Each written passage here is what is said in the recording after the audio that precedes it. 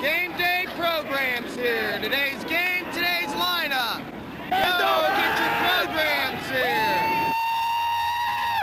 Hi once again, everybody, from a sodden Orange Bowl. It's been raining here all week long. Patriots have not won here in 18 straight games. This one is for the right to play in Super Bowl 20.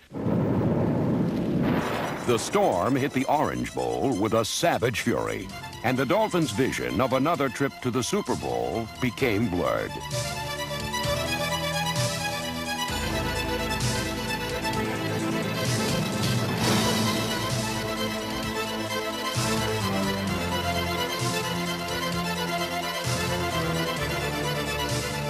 The Patriots stole Dan Marino's thunder, and ultimately, the Dolphins could not weather the challenge of the eventual AFC champions.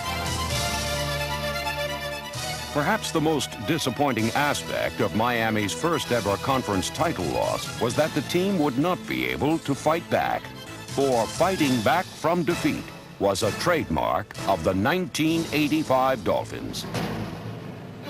Last year, Miami won their first 11 games, but 1985 saw them lose their season opener to Houston. Even in defeat, Don Strock's efforts signaled that the Dolphins were a team that simply didn't know how to quit.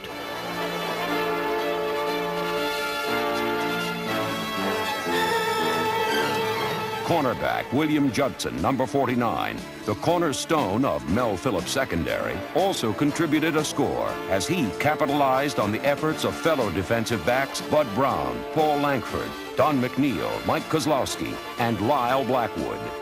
The Dolphin defense exhibited hustle and heart, qualities that characterized the entire squad. New faces in both seasoned veterans as well as promising rookies made the Dolphins a spirited team. And possessing the finest quarterback in professional football continually enabled Miami to extract victory from the jaws of defeat. In 1985, the Dolphins overcame obstacles and remained one of pro football's most exciting and successful teams because of their unique ability to fight to the finish.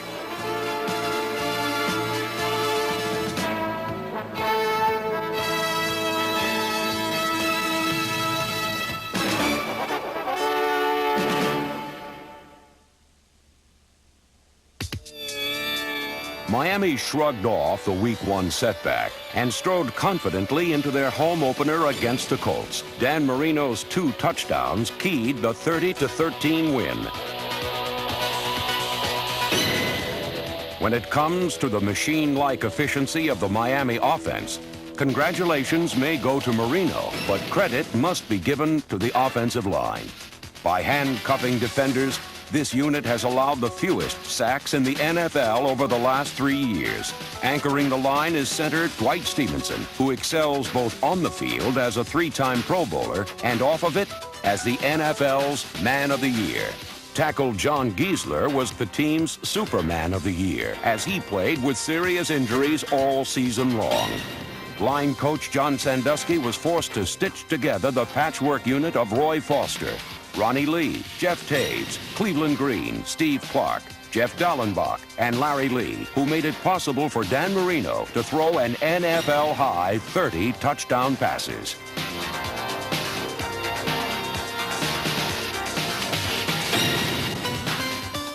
When the Dolphin linemen weren't shutting the door on pass rushers, they were opening lanes for Carl Tassett's running back corps, which featured Tony Nathan, Joe Carter, and Woody Bennett, number 34. Bennett also doubled as a bruising blocker and was the catalyst for this Tony Nathan touchdown. Through the first 3 weeks of the season, the line did not yield a single sack. Such consistency enabled the offense to score a club record 31 second-half points against visiting Kansas City. It was a day for firsts, as rookie Ron Davenport made his end-zone debut, while Chuck Studley's defenders recorded their first shutout in 26 games. Led by Doug Betters, number 75, and Jay Brophy, number 53, Miami put the clamps on the Chiefs.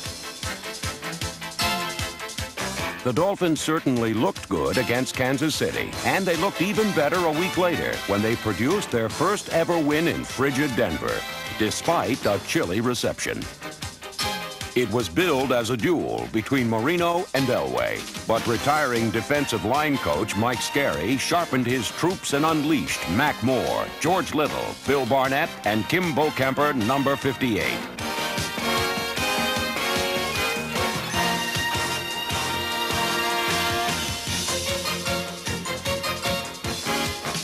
Number 51, Mark Brown, the team's leading tackler for the second straight season, helped fortify a defense which came up with the big plays at crucial times.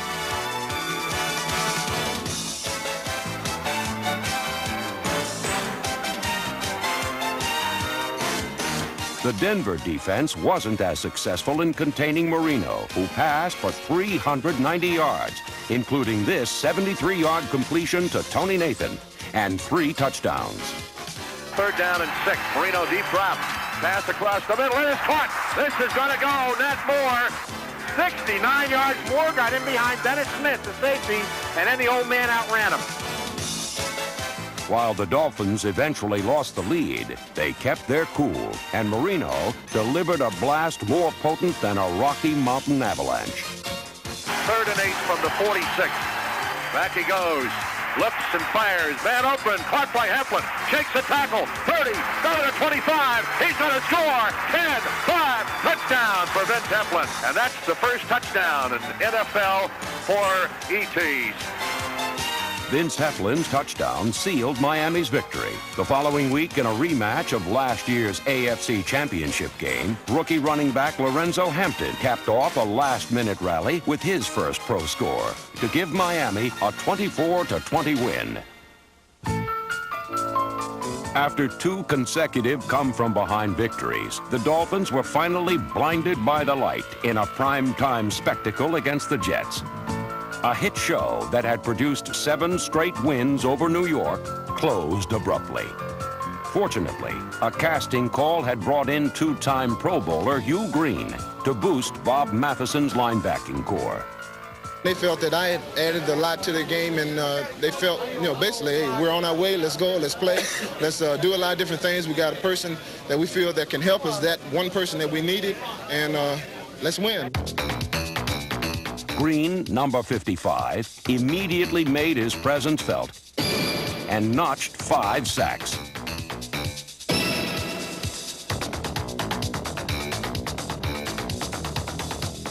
We felt that Hugh would really help our team. We needed somebody with that kind of emotional and enthusiastic play, and he's really fit in, and he just lifts everybody up. In Week 7, Green welcomed his former team to the Orange Bowl in a rather discourteous manner. But it was up to another Dolphin newcomer to salvage a win in a game that went down to the wire. Revés can turn out to be the hero of the night. Here's the snap, set down, the kick is up, he's got the distance on it, it is score! Revés gives the Dolphins what turns out to be a win, 41-38. Fuad Revés and punter Reggie Roby, who boasted the 2nd best average in the league, gave the Dolphins their finest kicking tandem in years. On special teams, strength coach Junior Wade has helped develop a fine nucleus of talent in Jim Jensen, Mike Smith, Robin Sendloin, Tom Vigorito, Alex Moyer, and Robert Sowell. Whether recovering fumbles or onside kicks, this unit was as opportunistic as it was enthusiastic.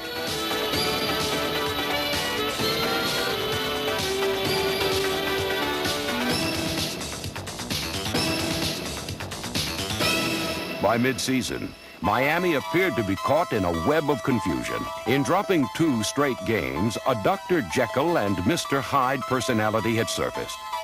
Against Detroit, the defense gave up 24 first-half points before Mike Charles and Bob Brzezinski, number 59, combined for a score. The following week, the Miami offense could manage only 1 touchdown as they fell to the Patriots. The Dolphins were reeling on the ropes with a 5-4 record, 3rd in the division. A team accustomed to the role of favorite found itself in a different position. To win the AFC East It would take a fight to the finish. Facing a critical rematch with the division-leading Jets, the Dolphins did turn to a pint-sized person to provide them with the proper therapy. Mark Duper returned to the starting lineup and showed no ill effects of the broken leg which had sidelined him for 8 weeks. The old Dolphin Lightning was striking opponents once again. Marino drops straight back to throw. He's looking deep. He's got Duper down there. He's got it. 30, over 20, 15, 10, 5. Touchdown, Dolphins. Nothing wrong with Duper. He's running with his old abandon. Really never hesitated to turn it loose today. With just over a minute remaining in the game, the Jets took the lead, but the Dolphins weren't down for the count just yet. 49 seconds, 1 timeout remaining. They trail by 3. All the receivers are in as they go to the shotgun once again. The whole season perhaps in balance here. Here is Marino back to throw. He's going deep, got a man down there. He's got a touchdown! Oh-ho-ho! Mark Duper! What a great catch by Duper. Marino was back on the mark, and that signaled the turning point of the Dolphins season. Against the Jets, Duper set a club record with 217 receiving yards, and his return also paid immediate dividends for Mark Clayton, who'd been a victim of double teaming during Duper's absence. Clayton actually took enough pounding for himself and Duper. But number 83 still managed to total 70 catches for 996 yards. David Shula's receiving corps also included outstanding performances by veterans Bruce Hardy and Nat Moore, whose receptions led to a Week 11 win against the Colts.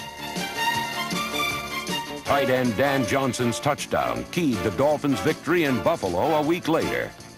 2 straight victories stoked the fires for the main attraction of the season, a Monday night showdown in the Orange Bowl with the only undefeated team in pro football. Dolphin pride was on the line as Miami sought to protect its place in NFL history as the only team to produce a perfect season. Strategy was set. Forces were mobilized. The battle had begun.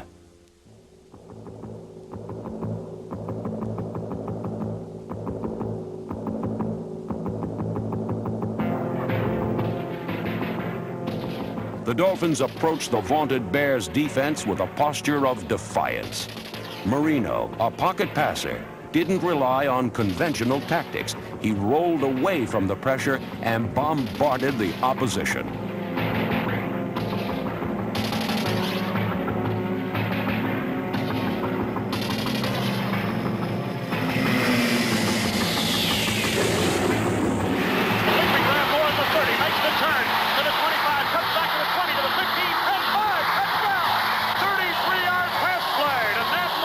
This was the Dolphins' most complete game of the season. Offense, defense, and special teams operated at peak efficiency.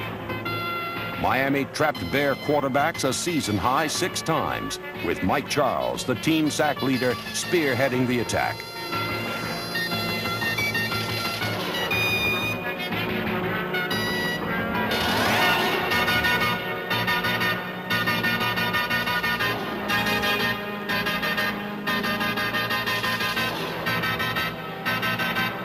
William Judson and Glenn Blackwood, Miami's interception leader, produced key steals. To top it all off, Miami got the bounces too. From the 42. Here's the snap. Back he goes to throw. Under pressure. Ball is deflected in the air. Caught by Clayton. 20, 15, 10, 5. Touchdown, Miami.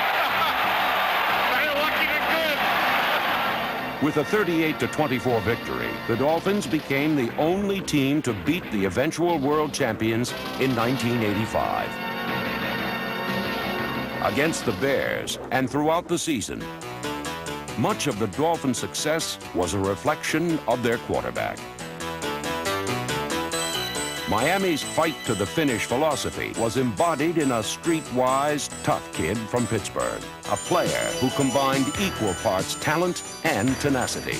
No one in pro football threw for more completions, yards, and touchdowns. Dan Marino was a speed reader of defenses who possessed the cool confidence to throw from anywhere to anywhere.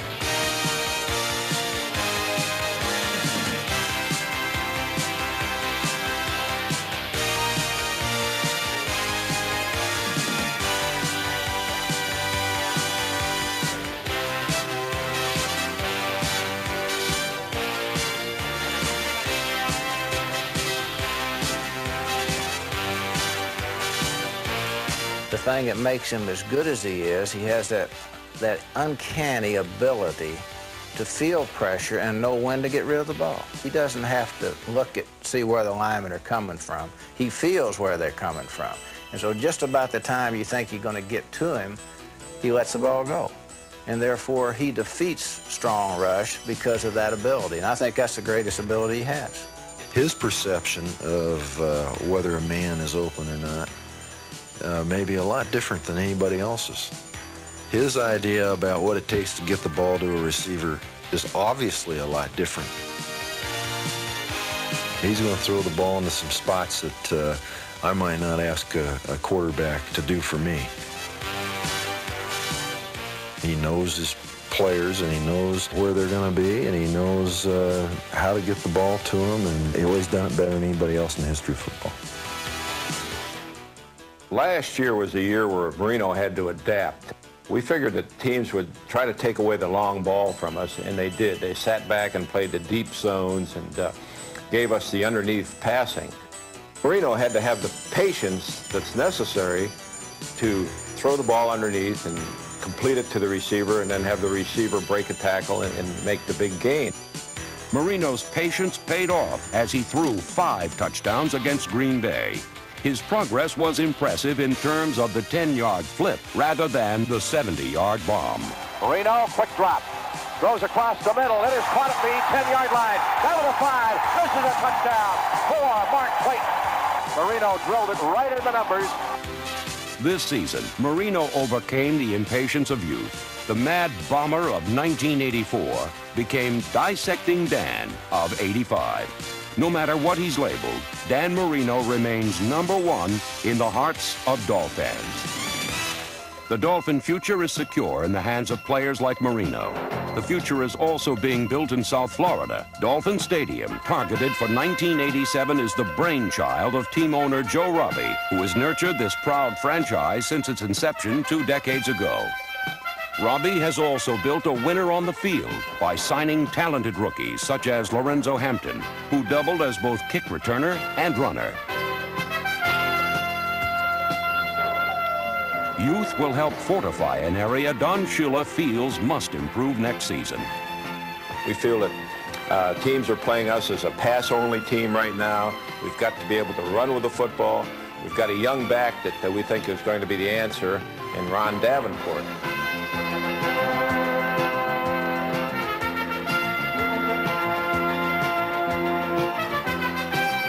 Davenport scored a Dolphin rookie record 13 touchdowns, while the fullback has gained the respect of his coach. A rookie place kicker has earned quite a following. Fuad Reve's clutch kick against New England in Week 15 enabled Miami to win a crucial fight down the home stretch. In the season finale against Buffalo, the Dolphin defense delivered an inspirational performance. Paced by number 50, Jackie Shipp's interception, the Dolphins repeatedly repelled the Bills. 2 yards to go for a score. That shutout is in jeopardy. Everybody sets in tight. Again, the eye with Smith in front of Cribbs. And here's a give off to Cribbs. Hurdles. No, he didn't make it. Dolphins stop him. Great goal line stand at the 1-yard line. He did not even get... The 28-0 victory over Buffalo wasn't much of a battle. Little did the Dolphins know that the fight of their season still lay ahead. Hi once again, everybody. This is Rick Weaver from the Orange Bowl in Miami and the climax of another highly successful season for Don Shula. Perhaps his greatest coaching job since he's been here in Miami, taking a team that had a lot of holdout problems at the beginning of the year, umpteen injuries throughout the season, He's lost people in the offensive line and on the defense, but yet has come back and molded another AFC Eastern Division champion.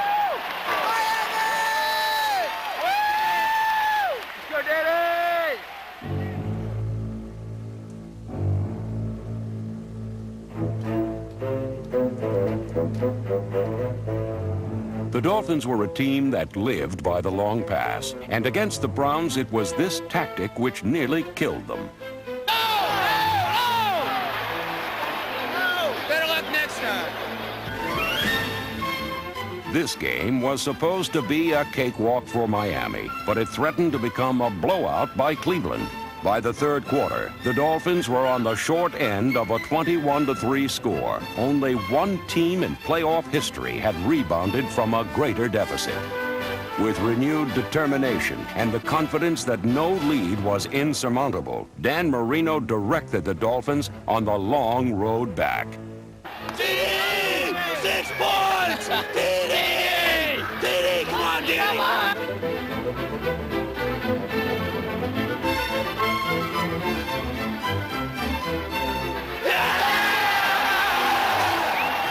Nat Moore supplied a quick score, and the crowd added its voice. Facing a rookie quarterback who was coming apart at the seams, momentum shifted toward Miami. It was up to the Dolphins to sew up the holes in their defense and shut down the Cleveland attack.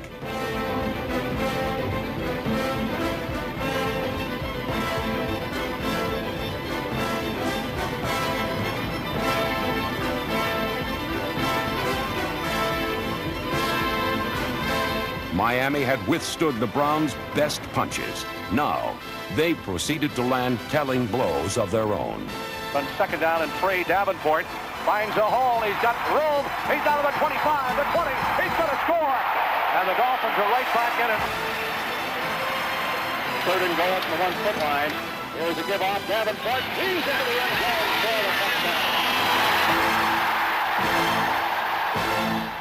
Miami's 24-21 win was the second greatest comeback in playoff history. 1985 was a year in which victory did not come easily, but the Miami Dolphins captured another AFC East crown and remained among the NFL elite because of their indomitable will to fight to the finish.